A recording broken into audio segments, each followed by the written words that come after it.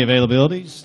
Today's Lilly Diabetes 250. We're joined now by our fifth place finisher, but more importantly, our NASCAR Xfinity Series Dash for Cash $100,000 bonus winner, Justin Allgaier. Justin, you got to be pretty happy about today. Very happy.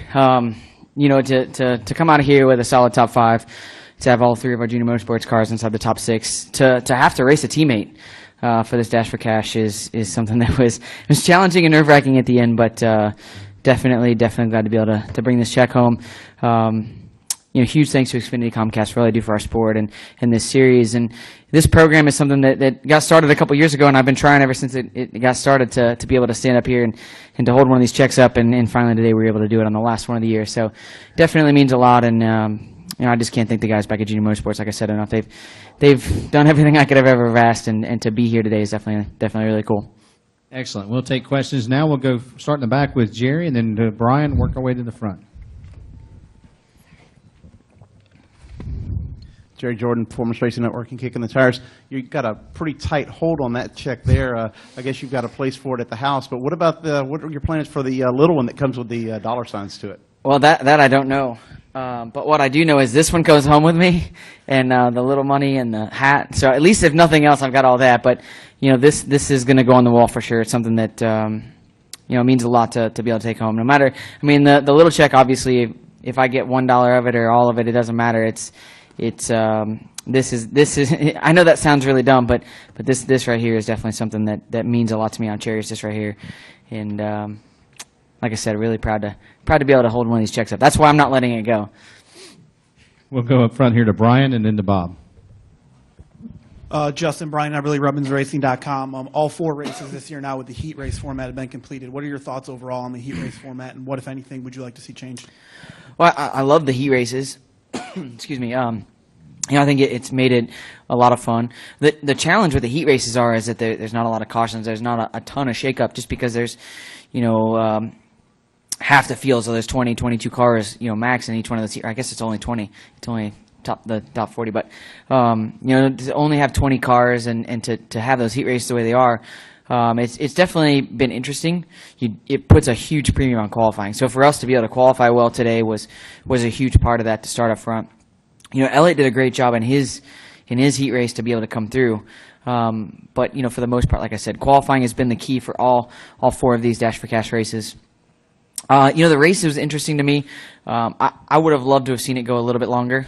Really, at all of these racetracks, the main races, I would love to see them go a little bit longer, just because today only really having the one pit stop under green, and then the last one was just kind of because we all thought we needed it, but Kyle proved us all wrong that you could do it on no tires. But you know, I love the heat race format. I think it's something that, you know, with a few baby tweaks, it could be really great for next year if they keep it.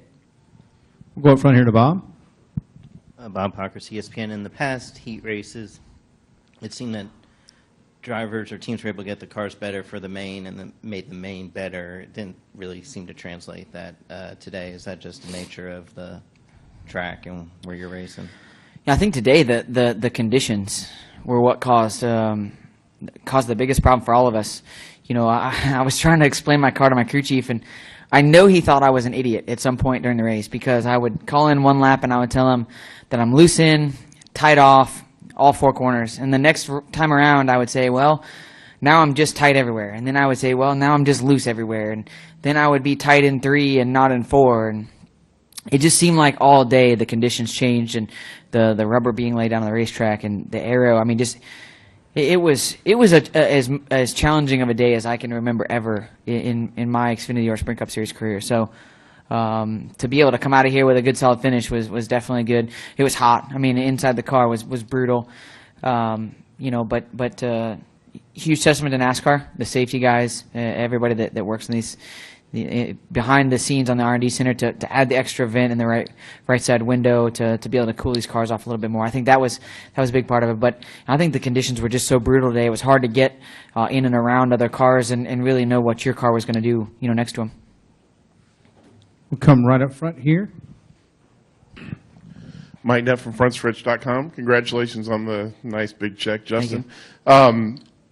Eric Jones drops out. He's well ahead of you guys and pretty much going to win that check. So that puts you in position, and then Sadler gets by you on a restart, which probably had to start to mess with your head. But then you got another caution. While you're driving around under that caution, what is going through your mind and to decide how you're going to get by Elliott to get back in that position? Well, I mean, the 20 had his issue long before he actually crashed. I think he got into the fence or something earlier on and had to pit under green. So I knew we were racing the 19. I could see the 19, but the way that the track position and everything had shaken out, he was so far ahead. I was pretty much, if this thing went all the way to the end, it was, he was going to end up with it. When they chose not to pit at the end, that's when it hit me that, hey, we've got a great shot at this. And obviously the restart, before the last one, the 19 and the 48 got together, put us behind the one. And under that last caution, I'm sitting there going, man, okay, now I'm racing a teammate that obviously changes the game. Not that you race the other competitors really that much different, but just knowing that it's a teammate, knowing he's got the same stuff that I've got. How do you force that pass? How do you make that happen? And I knew getting into turn 1 on the outside was going to be a challenge. But I was fortunate enough. We got behind him coming off of 2, and then the exit of 4. I think he got in the wake of the 42 and kind of got tired. And I hit turn 4. That was the only time all day that I hit turn 4 perfectly, and I ran through there wide open and was able to get up there next to him and to be side by side with him to pass him. And that's just. I said it earlier. That they talk about God parting the seas, and that was like one of those moments where it was like everything had to come down to that perfect moment. And if the 20 doesn't crash, if the 19 doesn't not take tires, there's so many scenarios that played into today that we just we're very fortunate to be up here with this check. We'll go over here to Zach to the left and then to Chris. Zach Worrell, Butler University. Obviously, it was super hot today. Coming into this race earlier this week, did you look at the weather and try to adjust how you prepare for it? And if you did, what exactly did you do? Yeah, so for us, it's obviously every week is hot, but nothing like it is here. So, I knew the weather conditions. I knew that it was going to be well into the 90s, possibly even the hundreds. I think the heat index today was 110. I'm not sure. They said on the news this morning that everywhere else in Indianapolis shut down today because of the heat. So if there was any outside events, they pretty much all shut down. I put a thermometer in the car during qualifying before second round. It was 137 degrees. So I know it was hot, but for me this week was just about liquids. Making sure that you had enough liquids in your system. Anything with electrolytes. I was pounding Gatorade and water and drank some Pedialyte this morning, and just anything that you could do to get some hydration to you. And then just in the race, like I said, the cooling duct in the right side window. The guys did a great job of making sure that all of our stuff inside worked really well, and it was just fortunate that. We weren't overheated. I don't know if anybody was overheated. I know it wouldn't have been hard to do today, but really fortunate that for us we weren't. We'll finish up here in the back with Chris. Chris Knight, CatchFans.com. Congratulations, Justin. Thank you. Next weekend, you go back to Iowa Speedway, where you have 4 top 10 finishes in the last 5 races. Your outlook on the standalone race? Well, I'm excited. Getting back to Iowa is always a lot of fun. It's one of those places that we feel like we're closer as far as. Being able to unload off the truck and just we're really good. 1.5 2 mile racetracks. That's kind of been our weakness. So to come out of here today with a good solid finish with all 3 of our cars, I think that bodes well moving forward.